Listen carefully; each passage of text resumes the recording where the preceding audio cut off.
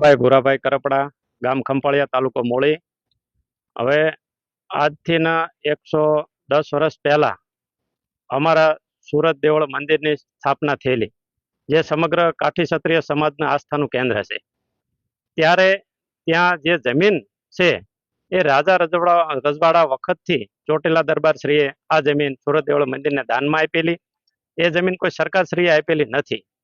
તો હમણાં સોશિયલ મીડિયામાં ચોટીલા મામલતદારશ્રીનો એક હુકમ મેસેજ ફરે છે, જે મેં વાંચેલો અને મને મારા ખ્યાલ મુજબ મને એવું લાગ્યું કે આ જે હુકમ છે સરકારશ્રીનો એ ખરેખર તદ્દન ખોટો હુકમ ગણાય.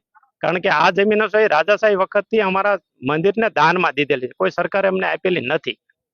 તો આ જમીન ખરેખર સરકારશ્રીએ ટોચ મર્યાદામાં જે મૂકવાની જે વાત કરી છે એ નિર્ણય છે એ મનગઢત નિર્ણય છે અને ખરેખર ખોટો છે, જે કાઠી સમાજને ખૂબ જ દુઃખની લાગણી અનુભવે છે.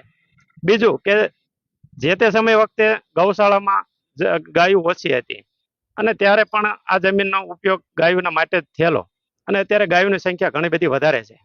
તો હવે સરકાર એમ કે 200 એકર જમીન 500 વીઘા જ રાખવાની અને બીજી ટોચ મર્યાદામાં આપી દેવાની, તો ખરેખર આ નિર્ણય છે એ સરકારશ્રીનો ખોટો છે. અને આમાંથી એક પણ વીઘો જમીન સરકારશ્રીએ પરત ન લેવી જોઈએ.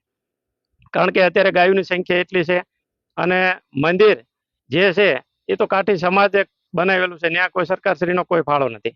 બીજું કે આમાં જે કાંઈ જૂના ટ્રસ્ટીઓ છે એને પણ આ બાબતે ધ્યાન ખરેખર દેવું જોઈએ અને આમાં મહેનત કરવી જોઈએ. સરકારશ્રી સુધી આ વાત આપણે પહોંચાડવી પડે ખરેખર. નહીતર આ 3 વર્ષ પહેલા સૂર્ય યુવા ગ્રુપ આમાં મંદિરમાં ખૂબ જ સારી મહેનત કરેલી અને જે લોકો કરે છે હજી હાલ, તો હું એ પણ વિનંતી કરું છું કે જૂના ટ્રસ્ટીઓ કે ચેરમેન પદે જે કાંઈ હોય તે આ લોકોએ ધ્યાન દેવું જોઈએ અને એમની ભૂલના કારણે ખરેખર આ જમીન આમાં ટોચ મર્યાદામાં જાય એવું મને ખુદને લાગે છે.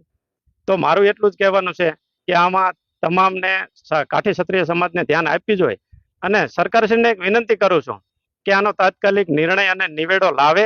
નહીતર આ જે મુદ્દો છે એ સમગ્ર કાઠી ક્ષત્રિય સમાજ ઓલ ગુજરાતની પણ ભારતભરમાં આ મુદ્દો જશે અને સરકારશ્રીએ આનું નુકસાન ખૂબ જ ભોગવવું પડશે.